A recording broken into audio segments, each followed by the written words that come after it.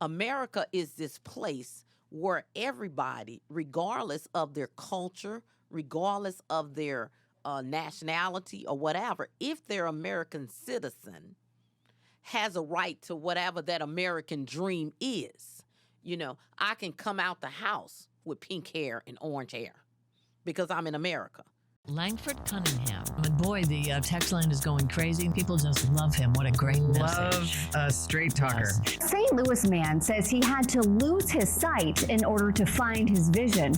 See, today we forgot about the message.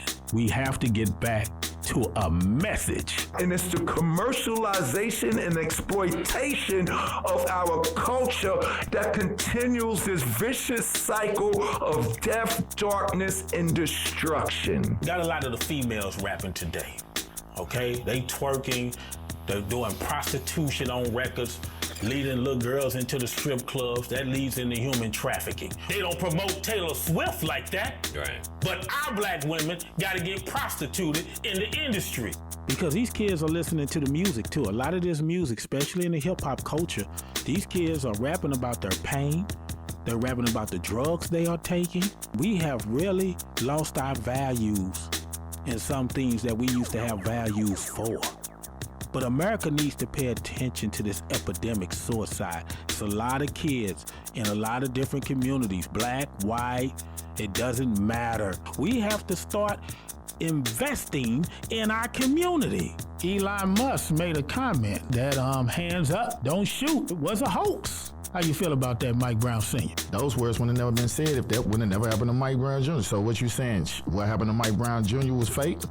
Hey, people be playing with the wrong folks, man. They left the responsibility onto you to search for your daughter. You didn't get no assistance from the police department. You didn't get no assistance from the political officials. No, I did not. Let's elaborate more on this service station. A human trafficking ring that was going on at that mobile. They arrested the guy, and as soon as he got out, the station was back open once again. It's the Blind City Podcast Takeover, You know who's the most dangerous man in the world is? Who? A blind man with vision. Thank you. Reba Dirty. BlindCityThePodcast.com, ABC 30. This show tonight, we have a lot of different politicians elevating their career to do for their community. And we have one lady that's coming on to the show I'm really excited for. Oh, man, she goes to work for the community. She speaks her mind. She's very outspoken. She don't do no buck dancing at all. She ain't no Jezebel by far. All you black women twerking out there, though, y'all some Jezebels. I need the educated black women to stand up. So we got the Senator Karla May coming to the city. She will be pulling up in a minute, but right now, I have another black woman that's making a difference in the community. Man, she's lightning in a bottle. Precious Jones, thank you for pulling up to the city. Thank you for having me. Tell the people real quick, your son was murdered, right? Yes. And that kind of changed your life into a spin where you become an activist now to stop this senseless violence among young black men killing each other. Correct, the community leader. So my son, Preston Jones, was murdered June 17th of 2022. And a few months prior to that, my nephew, Corey Blackwell, he was 19. He was murdered April the 5th of 2022, both to gun violence. And tell me what things you have done so far in the community. You've been putting in work. I have. I decided to just get into the community and kind of just do what I don't see being done, and it's bringing the youth that majority of people are scared to talk to or sit at tables. I bring them and have panel discussions. I invite community members, parents, politicians, everybody out so that they can give us solutions, because clearly we're failing. We're in a gun crisis, and we have to invite these youth to our tables so that we can know how we can move forward so that we can end this gun violence. I do job fairs. I do mentoring. I've done a lot. I just started going into the community, doing what needs to be done. I ask for volunteers to come. If they come, they do. If it's me that's going to carry it along, I'm going to do it. I'm not going to wait for nobody else. So you've been out there in the streets. Absolutely. Have you seen any pastors in the streets reaching out to these young brothers with guns? No. What? No. Say it no, again. No. Say it again. No. Now, my pastor, Emma Jackson, she runs she does the community prayer that I do every Monday through Friday. She's elderly right now and a little ill, so she can't get out, but her phone line is open anytime for prayer, but she's on that prayer line Monday through Friday, praying for our youth, praying for our police and everything, and, praying for our community, but there's not been any other pastors to step in and say, hey, we're going to help you. No. Right, because most of them are senior citizens and they're not passing the torch in the church to younger black men. Even the young ones, I haven't had anybody to step in and say, we're going to help. No, they taking tithes in the community and they're funding the money to the white banks and they're doing regentrification to our community. That's what it's doing, so it's a backfire. Churches need to be ashamed what they're doing in our community. They're not standing to the bar like Martin Luther King did. He is the bar of all preachers. Martin Luther King, he died. He put his life on the line with the boys' boycott. The Poor People Campaign in the streets. Selma got his head busted. These preachers are some cowards today. They cowards, and Jesus gave his life on the cross for our sins, and they not doing it. Yeah, I said it. Blind City Podcast. But anyway, just pulled up to the city. This lady right here, well, she inspires me. I done heard her in a couple of interviews when Kim Gardner was going under attack and being lynched in modern daylight by the Dixie Boys. And this senator right here, she don't drink out no Dixie cups. She speaks how she feel. Just pulled up to the city. The senator, Karla May. How you doing? I'm good. How are you? Thank you for having me today. Finally, we got you here. Yes. Right. You got a lot going on. It is a lot going on. It's a lot that need to be done. So, a one-man army sometimes. You got that right. That's what it feels like, doesn't it? Sometimes. Yeah. Some of these politicians we got in office right now, man, they get kind of quiet when them Dixie Boys step in the house. They tuck their tail. Mm. You didn't do that with Kim Gardner. Well, you spoke your mind. Well, my grandmother told me right is right, wrong is wrong. And you stand up for right gonna follow you, wrong gonna follow you if you do wrong. So I try to stand up for what's right. And we know what they did. That wasn't right. They took the people's vote. Well, absolutely. Hypocrisy is never right. And so, we can unpack that. But basically, when we're talking about the legislation that they were trying to pass in the Senate was hypocrisy, and it's never right. Yes, she was a modern-day witch hunt.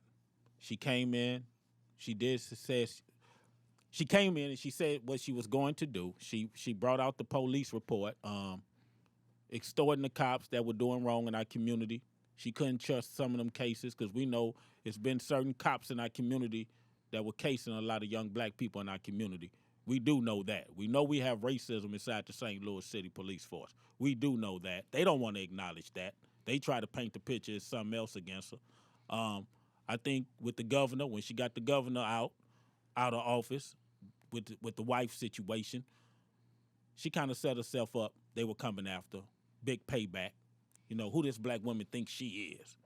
She's going to come and take the governor out. Who she thinks she is. She's going to create a list that police, she won't accept no cases from them. Who she thinks she is. We never seen a prosecutor do that in St. Louis City at all. Jennifer Joyce didn't do it. Well, anytime you're trying to make crooked places straight, sometimes you're going to receive some blowback from that. But you can't allow that to change your direction because straight is the way. And sometimes you got to take all those wrinkles out of things. And people get comfortable with the way things used to be instead of just straightening things out. So historically, let me just tell you, it's time for us to start healing America. People want to say,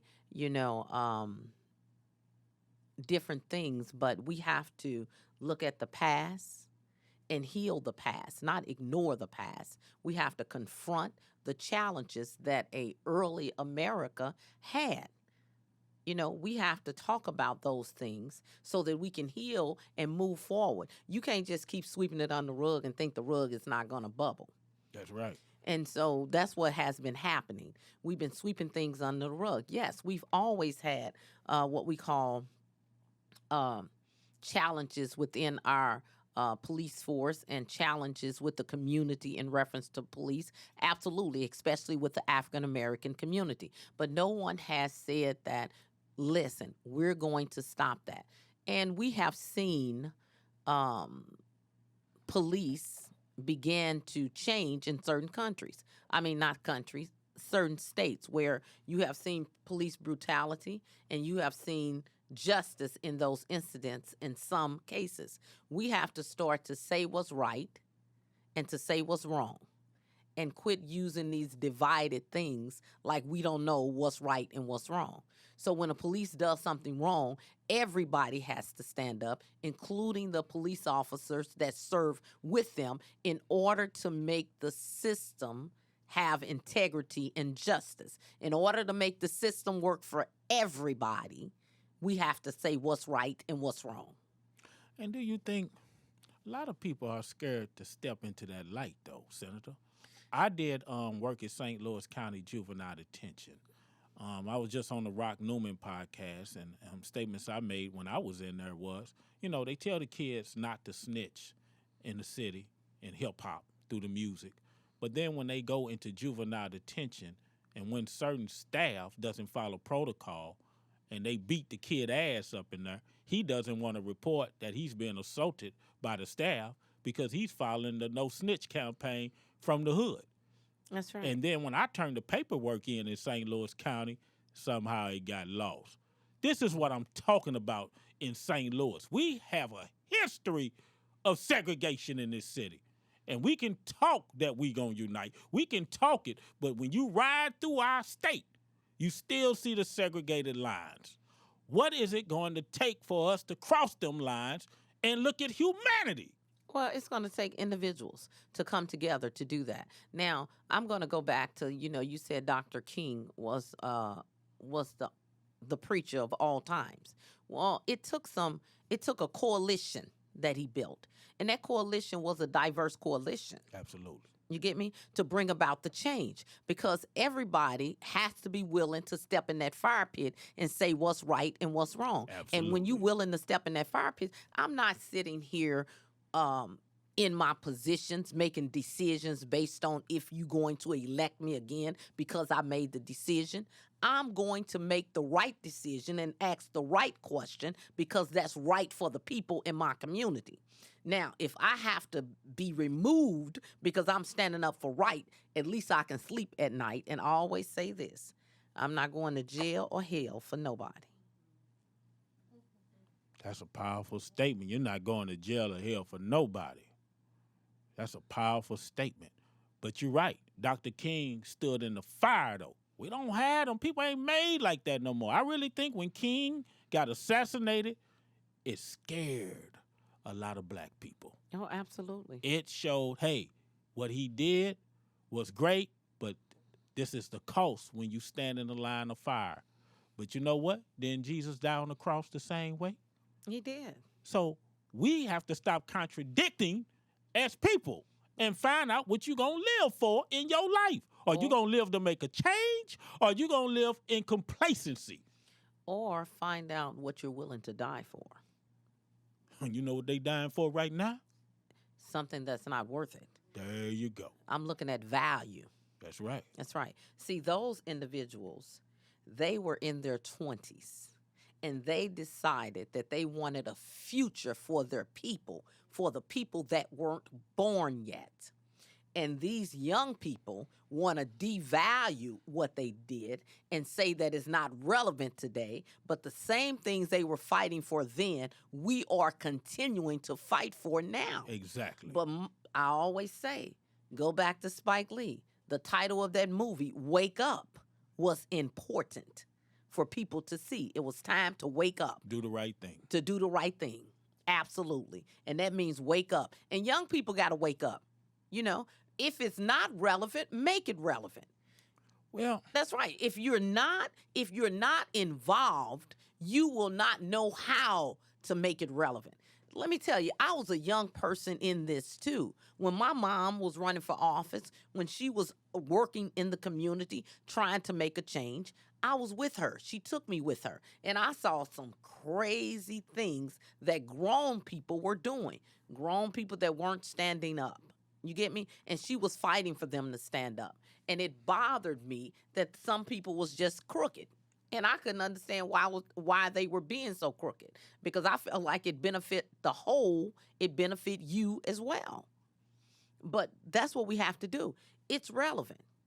And if it's not relevant, you need to make it relevant.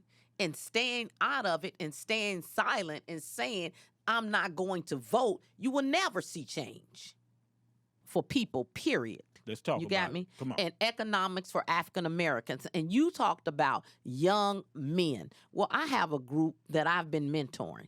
And for me, the answer to every young man is a career, a job, or a business. Now, I sit down and I ask them what direction you want to go in, because most of it, let me talk to you. Let me make what you're doing legal.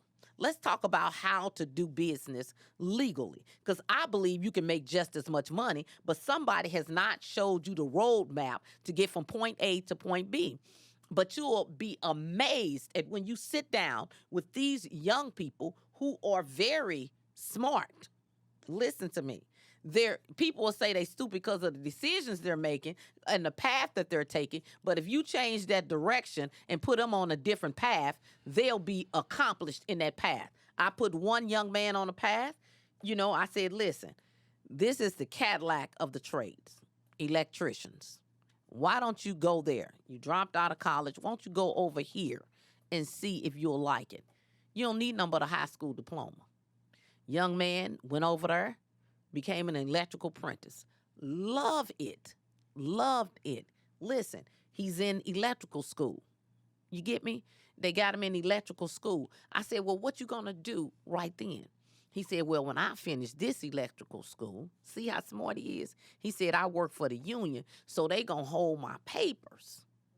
He said, so when I finish here, he said, I'm going to WashU, get my electrical engineering degree, since I already know how to do this. So I have my own papers. You get what I'm saying? So these young people are critical thinkers in certain instances when you put them on the game. I had one young man who did he was talking to a young group of young men who were trying to get in the trades, and he was teaching them. And he had a segment he called Protecting the Bag. He brought it to them where they understood it. Protecting the paycheck. We're not getting ready to get up in here and pop off, because that's what they want you to do. Pop off. Because once you pop off, it takes your bag. You got me? It Correct. affects the bag. So I think that we have to learn how to make laws applicable to our communities and teach what I call smart politics. And smart politics is bringing it home, bringing it real, bringing it down to this level so I can empower agencies in the community, because that's what I do. On this level, I fund a lot of agencies, and those agencies are working with the youth and the individuals in the community, even adults that they can work with, to bring about that change. And we have to do that on the federal level. How does this position impact Missourians? That's what we have to talk about. How do Missourians benefit? That's it. And you're going to have a tug of war with that, because you got the rich and you got the poor. And we know the rich will not let the poor become rich. They will create as many more obstacles to do what they need to do to continue thriving. If you look at the communities in Missouri, every other community outside the north side of St. Louis, from Maplewood, Brentwood, Webster Groves, Kirkwood, they're thriving. Manchester. But you come to the city, it looks terrible. It's all about leadership. And why we have to be the source. Well, you got that right. the politicians that have been there before you, the sore thumb that's been standing on the north side for all these years. Let's mention Pagedale, Wellston, Hillsdale. How long they been in poverty? Over 40 years. And you know what's happening? Them local politicians are stealing from them communities. When them communities don't rise, they don't show no improvement over 15 years, there's corruption somewhere in their city hall. And I'm telling them right now, the feds need to investigate Pagedale, Wellston, go into them city hall records and the mayors and find out where the money is going. People got to stand and make these politicians accountable. They're voting for them and they walking away and they not giving a damn no more. You have to hold them accountable to make sure they do their job. And if they don't, you go down there to city hall and raise hell in front of their office. You have to tighten up. People done got too relaxed in this country. And speaking on the young children, Job Corps, listen to me, people. Young black men, if you want to escape the violence, you're tired being in gangs, go to Job Corps. They give you a living stipend. You can stay on campus. They got all trades up there on Goodfellow. Job Corps is the way out. Go to Job Corps. They're doing incredible things for the community. But the people up there at Job Corps told me it's hard getting young black men to go to school, Mr. Cunningham. They won't enroll at the summertime. Now, we'll get a few when it gets cold outside for shelter, but there's the disconnect with the community again. Where are the people, the older people, the OGs, not directing these young kids in the right direction? The disconnect between young black men and older black men is far away from one another. What can we do to bring that back together? We got to go get them. So, I'm just telling you, it's going to have to be a concentrated effort. Senator, we got all these hold on, Senator. We got all these expos. And they all marketing black women. Black women show up at the expo. We got all these different seminars for black women. We have yet to see a seminar, matter of fact, not just in St. Louis, in the United States of America, where you say black men, black women come together and let's talk it out. We never heard that. Well, me and you going to start it.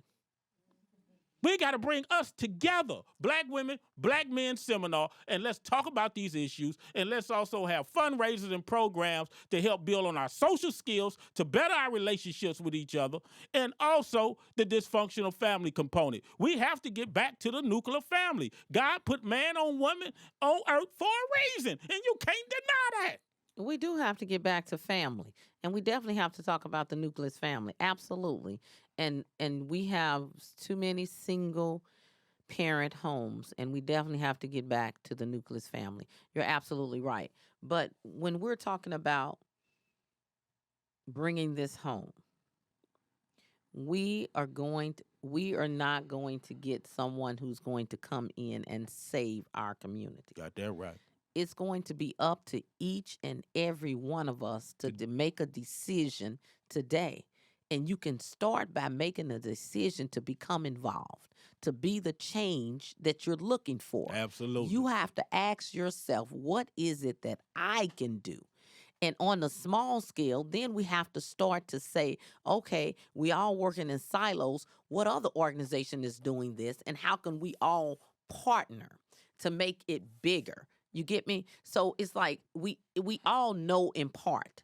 No one knows everything. I am not sitting here saying I have the answer to everything. But what I do know is leadership requires you to know how to lead people somewhere.